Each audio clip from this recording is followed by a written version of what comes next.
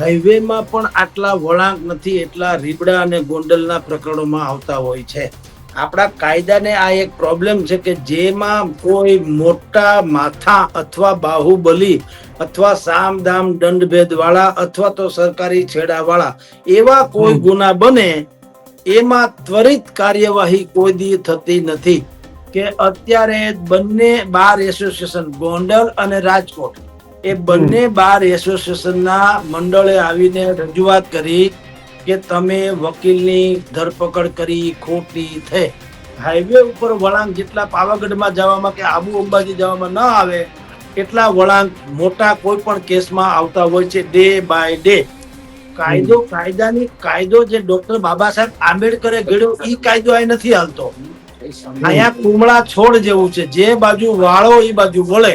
Police શોધખોળ નથી કરતી, પોલીસ બહાના શોધી રહી છે, મિસ્ટર એક્સ ને નથી શોધતી. ક્યાં હુકમ હે મેરે આકા એમ પૂછવામાં આવે પછી આકા જેમ કે એમ બધું થાય. ઇમલી કા બૂટા બેડી કા પેડ ઇસ જંગલ में हम दो शेर. સામાન્ય માણસ હોવું, ગરીબ હોવું એનાથી મોટો કોઈ અપરાધ નથી. હું ને તમે રોંગ સાઈડમાં ભૂલથી કે અનિવાર્યપણે પણ ઘૂસી ગયા તો તમારી ને મારી પાસેથી પૈસા વસૂલ કરશે આ લોકો, પણ જેની આખી સાઈડ જ રોંગ છે એની સામે કાંઈ કરશે નહીં. ત્યાં મિસ્ટર એક્સ કે એમ થાય, મિસ્ટર વાય કે એમ થાય, મિસ્ટર ઝેડ કે એમ થાય. નમસ્કાર દર્શક મિત્રો, ડિજિટલ પ્લેટફોર્મ પર TV30 ના હું જીગર દેવાણી આપ સૌનું સ્વાગત કરું છું. છેલ્લા કેટલાક સમયથી સૌરાષ્ટ્ર અને ગોંડલની ચર્ચાઓએ જોર પકડ્યું છે અને એક પછી એક નવા વળાંકો આવી રહ્યા છે. ત્યારે આ ચર્ચા કરવા માટે આપણી સાથે હેડલાઇનના તંત્રી અને સૌરાષ્ટ્રના સૌથી જાણીતા અને માનીતા પત્રકાર એવા જગદીશભાઈ મહેતા જોડાયા છે. જગદીશભાઈ, ખૂબ ખૂબ સ્વાગત છે TV30 ના ડિજિટલ પ્લેટફોર્મ પર. જગદીશભાઈ, હજી તો આપણે ચર્ચા કરતા હતા કે ગોંડલના કેસમાં જે વળાંકો આવી રહ્યા છે, વિવાદાસ્પદ ઘટનાઓ જે આગળ વધી રહી છે, એમાં એક અચાનક એક કોન્ફરન્સ થાય છે પોલીસની અને અમિત ખૂંટના કેસમાં એક એક્સ વ્યક્તિની તપાસનો ખુલાસો અહીંયા કરવામાં આવે છે. નામ નથી આપવામાં આવતું. ઘણા બધા પહેલુઓ સામે આવી રહ્યા છે, ઘણા બધા નામોને લીધે સ્થાનિકોમાં પણ ચર્ચાએ જોર પકડ્યું છે. શું હોઈ શકે છે? કોઈક એવી ખૂટતી કડી અહીંયા હાથે લાગી એવું કહી શકાય?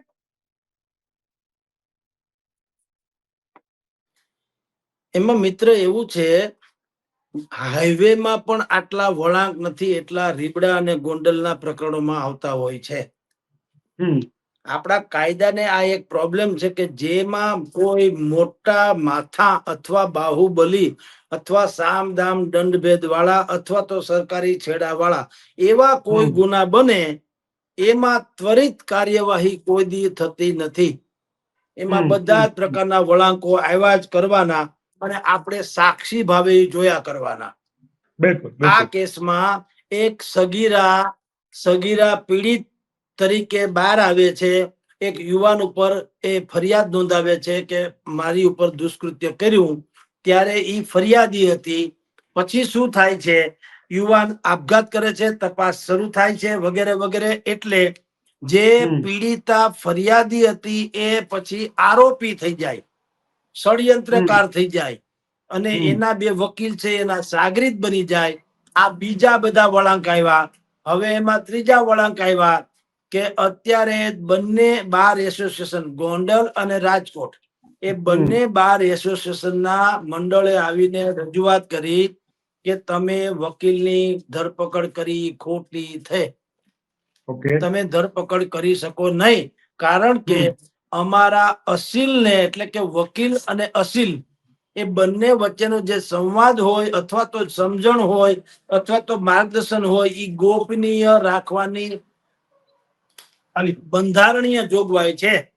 એટલે તમે એને ષડયંત્ર ગણી ન શકો અને એ રીતે ગણીને તમે અત્યારે એની ધરપકડ કરી ખોટી છે. આ ત્રીજો વળાંક આવે છે. મેં તમને કીધું ને, હાઈવે ઉપર વળાંક જેટલા પાવાગઢમાં જવામાં કે આબુ અંબાજી જવામાં ન આવે એટલા વળાંક મોટા કોઈ પણ કેસમાં આવતા હોય છે ડે બાય ડે. કારણ કે કોની કેટલી ક્ષમતા છે એના આધારે બધું થતું હોય છે. તથ્યો એક બાજુ રહે. વાત એવી છે, મેં આપણે વાત એમ ચાલતી જીગરભાઈ કે જેટલા પાવાગઢ કે આબુમાં હાઈવે ઉપર વળાંક નથી આવતા એટલા વળાંક જેટલી મોટી મોટી ઘટનાઓ બનતી હોય છે એમાં આવતા રહે છે. કાયદો અહીંયા ખીલોના છે. કાયદો જે ડોક્ટર બાબા સાહેબ આંબેડકરે ઘડ્યો એ કાયદો અહીં નથી હાલતો. અહીંયા કુમળા છોડ જેવું છે, જે બાજુ વાળો એ બાજુ વળે એવો કાયદો છે, એવો આપણને અહેસાસ થાય. કારણ કે શુક્રવારની ઘટનામાં શનિવારે જે પીડિતા એ ફરિયાદી હતી એ બીજા જ દાડે આરોપી થઈ જાય છે અને ષડયંત્રકાર થઈ જાય. હવે એ ષડયંત્રકાર થયા પછી અત્યારે ધરપકડ વગેરે થઈ ચૂકી છે. હવે એમાં પાછો નવો વળાંક આવ્યો. ગોંડલ અને રાજકોટના બાર એસોસિએશને એવી રજૂઆત કરી કે પીડિતાની અને વકીલની વાતને બંધારણીય રીતે ગોપનીય રાખવાનો અધિકાર છે. તમે એને ષડયંત્રનો ભાગ ગણી શકો નહીં. કારણ કે પીડિતા અને વકીલ એ જે કઈ મસલત કરે એ તો સ્વાભાવિક વકીલ અને અસીલ વચ્ચેની વાત છે. તો વકીલ ક્યારે અસીલની ફેવરની જ વાત કરે ને, એટલે તમે એને ષડયંત્ર માની ન શકો. આવી એક બુદ્ધિપૂર્વકની રજૂઆત કરવામાં આવી. હવે જે થાય તે બરોબર છે. હવે અહીંયા આખી વાત એવી પણ સામે આવી કે હવે એક્સ વ્યક્તિની પહેલા તો શોધખોળ હાથ ધરી રહી છે પોલીસ. એ પકડાય તો શું, કોણ, કયા તેના તાર લિંક બેસે છે એ તો પ્રશ્ન હજી ઉભા છે, કારણ કે પકડાય પછીની વાત છે. હવે જો પકડાય ત્યારબાદ અનિરુદ્ધ અને રાજદીપની ભૂમિકા અંગે પણ તપાસ થશે એવી પણ સ્પષ્ટતા અહીંયા કરી દેવામાં આવી છે. જુઓ, એ પછીની વાત છે. પહેલી વાત તો પોલીસ શોધખોળ નથી કરતી, પોલીસ બહાના શોધી રહી છે. મિસ્ટર એક્સ ને નથી શોધતી. મિસ્ટર એક્સ કોણ છે એ જાણકાર બધાને ખબર છે. જાણકાર બધાને ખબર છે કે who is mister x. Who is નહીં, કેવા છે એ પણ ખબર છે. એમની તો પોલીસને કેમ જરૂર પડી આવી કેવા કરવાની એ બી પ્રશ્ન છે. આખું આ નાટક તપાસ ઉભું કરવાની ક્યાં આવી જરૂર પડી? શું કરી રહ્યા છે લોકો? ઈ કઈ મારે કહેવાની જરૂર ખરી? સમજાય નહીં. આપણે આપણા ઓડિયન્સ ને બહુ નાદાન ન સમજવું. એની બુદ્ધિ પણ ભગવાનની દયા છે.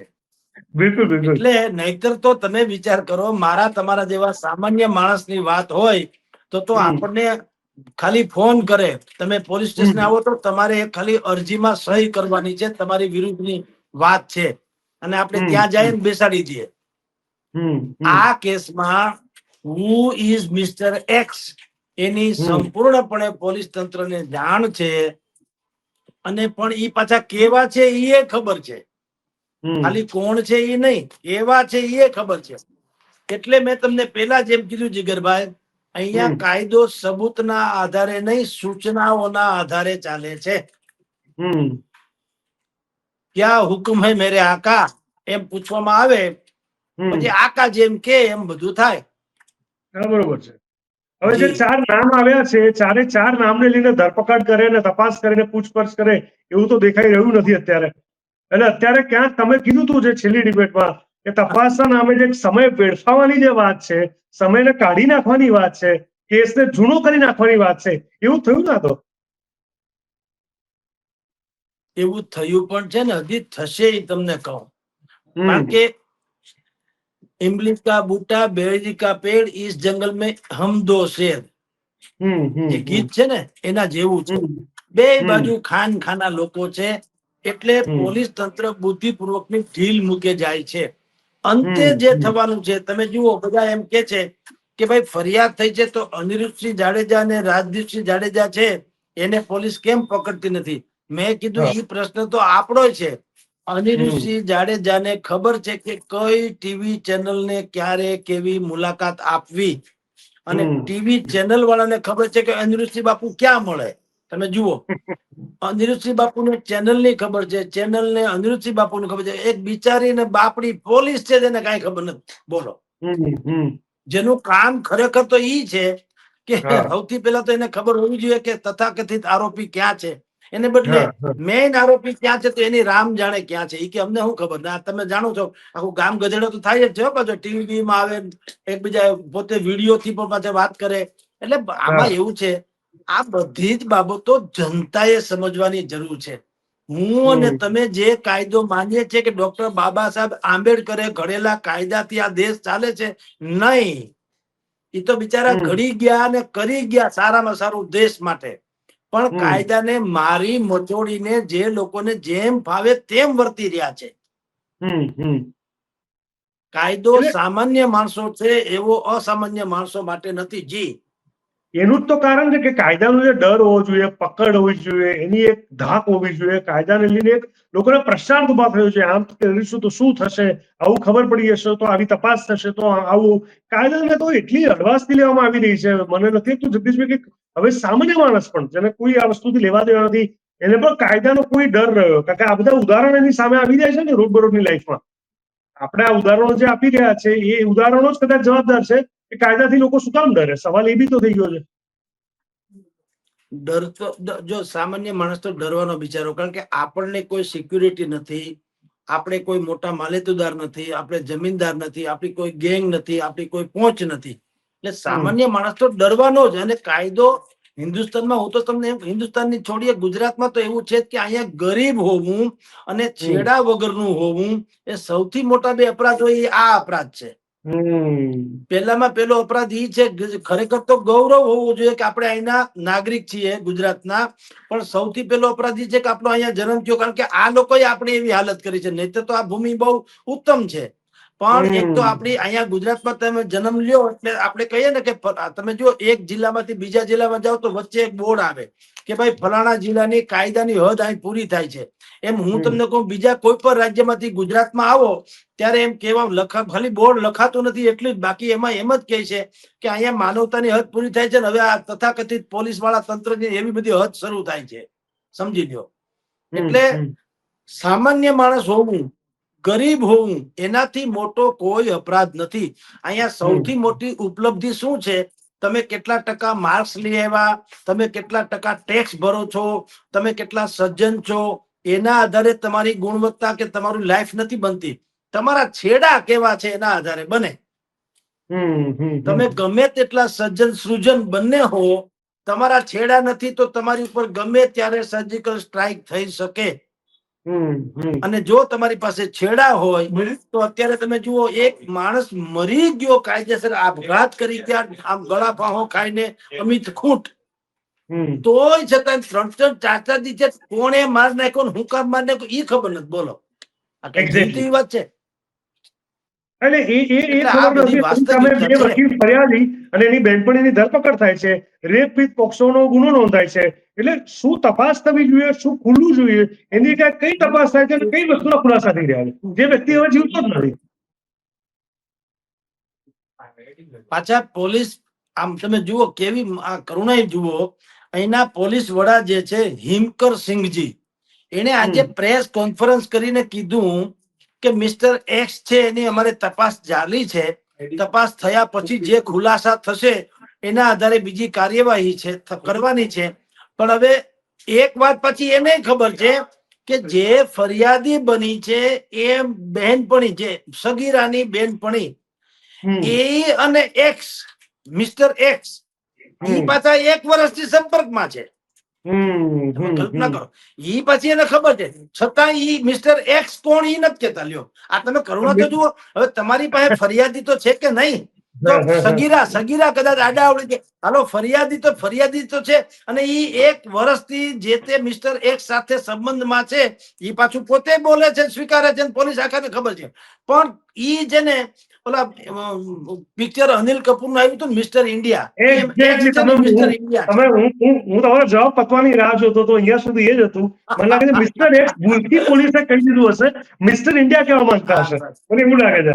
બસ એ જ વાત છે કે બધું આવું છે ને. હજી તમે જોજો, ઈ હમણાં ઈ જે મિસ્ટર એક્સ જે છે એ મિસ્ટર એક્સ છે ને એ મિસ્ટર વાય અને ઝેડ ની પાસે હશે. તમને કહી રાખું, મિસ્ટર વાય અને મિસ્ટર ઝેડ એની સાથે જ મિસ્ટર એક્સ અત્યારે છે. ઈ જયારે બધું ગોઠવાઈ જશે એટલે મિસ્ટર ABCD ને કહેવામાં આવશે કે મિસ્ટર વાય અને ઝેડ ના કહેવા પ્રમાણે મિસ્ટર એક્સ હવે આવું કહી રહ્યા છે. આમાં અડધી ABCD તો આમનામ વપરાઈ જાય એમ છે. હા, એ થયું છે. પણ આમ જોવા જઈએ તો ભલે આ કહેવાતી વાતો જે છે, એ કાયદો પોતે અત્યારે આવા જે બિચારા જે નિર્દોષ લોકો હેરાન થઈ રહ્યા છે એની મજાક બનાવી રહ્યો એવું નથી લાગી રહ્યું જગદીશભાઈ? આ તો કેટલી ગંભીર વાત છે. આવું ક્યારે કોઈ કોન્ફરન્સમાં સાંભળ્યું છે કે એક્સ કરીને પોલીસે કોઈને સંબોધન કર્યું હોય, પોલીસે વિચારવું પડે નામ ઉચ્ચારણ કરતા, એમને તો કહી દેવાનું ને ફટ કરીને. આ કેવા પ્રકારની વાત છે? પોલીસ આવું કહે છે કે મિસ્ટર એક્સ, ભાઈ તમારે કોણથી છુપાવવાનું છે? લેખિતમાં આપ્યું છે, પ્રેસ નોટ રિલીઝ કરવામાં આવ્યું. Exactly. એમાં લખ્યું કે સગીરાએ કીધું કે તેને મિસ્ટર એક્સે આવી રીતે પ્રલોભન આપ્યું એટલે હું આ ષડયંત્રમાં જોડાણી. લેખિતમાં આ તો કઈ ગજબ બોલે તો હજી ઠીક. લેખિતમાં હા. પ્રેસ નોટ આવી છે સત્તાવાર, હા, એમાં લખ્યું હા. છે મિસ્ટર એક્સ બોલો. Yes, આ કઈ જેવી એટલે કઉ છું ને મિત્ર કે બહુ ગંભીર ઘટના ચોક્કસ છે, પણ હવે એટલી બધી હાસ્યાસ્પદ છે કે આપણે હવે હા. કાયદાને હળવાશથી ન લઈએ તો આપણે પાગલ થઈ જાય. આને હા, એવું હળવાશથી જ લેવાની જરૂર છે. હા, અને બિલકુલ જનતાએ શું કરવું જોઈએ? આપણે ઘણી વખત કેટલાક લોકો હાસ્યમાં કે છે, શાહબુદ્દીન રાઠોડ સાહેબે કે છે કે એક ભાઈએ કીધું કે ભાઈ મારે જનતાની સેવા કરવી છે તો શું કરવું? એટલે એક ભાઈએ હળવેકથી કીધું કોઈને નડો નહીં તો સેવા જ છે. હા, એવી રીતે આ કાયદો ગુજરાતમાં કોઈને નડે નહીં ને તો કાયદો વ્યવસ્થા છે ભાઈ સાહેબ, એટલું સમજી લો. કાયદો આપણો છે, ગરીબ માણસનો ક્યાં છે? નાના માણસના માટે ક્યાં છે? સત્યાનાશ. તમે જેમ શરૂઆતમાં કીધું કે ધાક નથી, શાક નથી, છે મારા ને તમારી ઉપર છે. મારી ને તમારા જેવા ટૂંકમાં જેટલા સામાન્ય પ્રજા છે એની ઉપર તો ધાક પણ છે, શાક પણ છે, બધું છે. હું ને તમે રોંગ સાઈડમાં ભૂલથી કે અનિવાર્યપણે પણ ઘૂસી ગયા તો તમારી ને મારી પાસેથી પૈસા વસૂલ કરશે આ લોકો, પણ જેની આખી સાઈડ જ રોંગ છે એની સામે કાંઈ કરશે નહીં. ત્યાં મિસ્ટર એક્સ કે એમ થાય, મિસ્ટર વાય કે એમ થાય, મિસ્ટર ઝેડ કે એમ થાય. જી હા, એટલે ખોટી ટિકિટ લઈ લીધી તો તમને પકડી લેવામાં આવશે, ટિકિટ ઉપર બેઠા તો પકડી લેવામાં આવશે, પણ કરપ્શન સાથે પ્લેન ખરીદી લીધું તો તમે ફરો ભાઈ, તમારું પ્લેન છે ને, એના જેવી વાત થઈ. તો આ કેસમાં હવે હવે આશા અપેક્ષા માટે કઈ રહ્યું છે ખરા એવું જગદીશભાઈ? આશા અપેક્ષા માટે બી કઈક રહ્યું છે ખરા? દૂધ પાણીનું પાણી થાય એવું?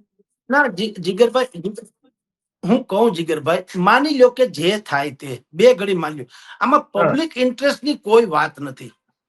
જે ભાઈએ આપઘાત કર્યો એના પરિવારે તો એનો યુવાન ગુમાવ્યો, એ તો હકીકત છે. હવે જે પકડાય કે ન પકડાય, છૂટી જાય કે ફિટ થઈ જાય, એને કારણે ડીઝલ પેટ્રોલના ભાવ ઘટવાના નથી. 10મા 12મા ધોરણના છોકરાઓના 70% હોય એને 80% નથી થઈ જવાના. એસટી ના ભાવ ઘટવાના નથી, કશું જ નથી. એટલે આને તમે પડતા મૂકીએ તો સારું, કારણ કે આ તો બધું ગોઠવણ.com છે. આમાં ક્યાં કાયદાની વાત છે, જનતાની વાત છે, કોઈના હિતની વાત છે? બે માથા ભારે લોકોના પ્રભાવ હેઠળનો આ કેસ છે અને આ પોલીસ એમાં વચેટિયા છે. એ વચેટિયા એટલા માટે કે એનો આકા બીજો છે, એક્સ મિસ્ટર એક્સ કે એમ આ પોલીસ કરે છે. આમાં બધી જ જગ્યાએ મિસ્ટર એક્સ વાય ઝેડ અડધી એબીસીડી રોકેલી ઘટના છે.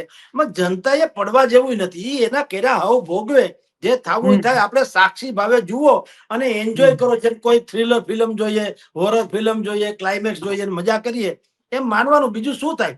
માત્ર ને માત્ર એટલું કે જે દીકરો થઈ ગયો અમિત ખૂંટ જેવો, જે પરિવારે એનો પિતા, બાળકે પિતા ગુમાવ્યો અને પત્નીએ પતિ ગુમાવ્યો, એવા લોકોના એની જે ભૂમિકા હતી તે કહું છું, એવા જે લોકો જેની સાથે કે તરફેણમાં હોય એને ખરેખર એક મેસેજ છે કે ભગવાન બચાવ્યા વ્યસનથી છેટા હારા. તમે કોમન મેન થઈને જો મરી જશો આવા બધા રવાડે ચડીને. ત્યાં તમારા ખેતરમાં જે ઝાડવું હતું એ ઝાડવાનો શીળે એટલે કે એના છાંયે બેસવા માટે એ ઝાડવું કામ લાગે, એને બદલે તમે છત્ર છાયા પણ ગુમાવી દો. એ ઝાડવા શું કામના? એવા ઝાડવા લેવા જ ન જોઈએ. આટલી એક મેસેજ જો એ લોકોના મગજમાં જાય તો પણ ઘણી વાત છે. જી જીગરભાઈ. બિલકુલ બિલકુલ જગદીશભાઈ, એટલે ટૂંકમાં 100 વાતની એક વાત કે ગોંડલના રીબડાના જે યુવક અમિત ખાટના કેસમાં જે રીતે રાજકોટ જિલ્લા પોલીસ વડે પ્રેસ કરી અને જે એક્સનો ઉલ્લેખ કર્યો, એ દર્શાવે છે કે પોલીસ પોતે હજી એટલી પારદર્શિતા સાથે આગળ નથી વધી રહી અને ઘણી એવી વસ્તુ છે જેના પ્રશ્નો આ કોન્ફરન્સ પછી પણ વણ ઉકેલ્યા છે. અને જગદીશભાઈએ જે પ્રકારે વાત કરી કે હવે વાય અને ઝેડ સાથે જ્યારે એક્સ ગોઠવાઈ જશે પછી એબીસીડીને જાણ કરી દેવામાં આવશે. કદાચ એટલા જ માટે કહેવાય કે આ ખૂબ જ ગંભીર અને દુઃખદ ઘટના પણ હાસ્યાસ્પદ એક વળાંક લઈ રહી હોય ને એવું લાગી રહ્યું છે. જગદીશભાઈ, અમારી સાથે આપ જોડાયા અને આપે ખૂબ સરસ ભાષામાં સરસ રીતે દર્શકોને પણ સમજાવી દીધું કે ભાઈ અહીંયા ખોટી જગ્યાએ ખોટી આશા અપેક્ષા રાખ્યા કરતા વગર સાક્ષી ભાવે જોઈને સામાન્ય માણસની જેમ જીવી નાખવામાં મજા છે. કારણ કે ગુજરાતની અંદર કાયદા વ્યવસ્થાની સ્થિતિ કહેવાતી તો છે પણ સ્થિતિને સાચવવા માટે કોઈ નથી અને એના જ કારણે નિર્દોષ લોકો જયારે ભોગ બનતા જાય છે અને એ પણ ઠરી ઠાર થઈ જાય છે ત્યારે પ્રશ્નાર્થ આપણને ખરેખર થાય છે કે શું આને ન્યાય કહેવાય? જગદીશભાઈ, અમારી સાથે જોડાવા માટે ધન્યવાદ.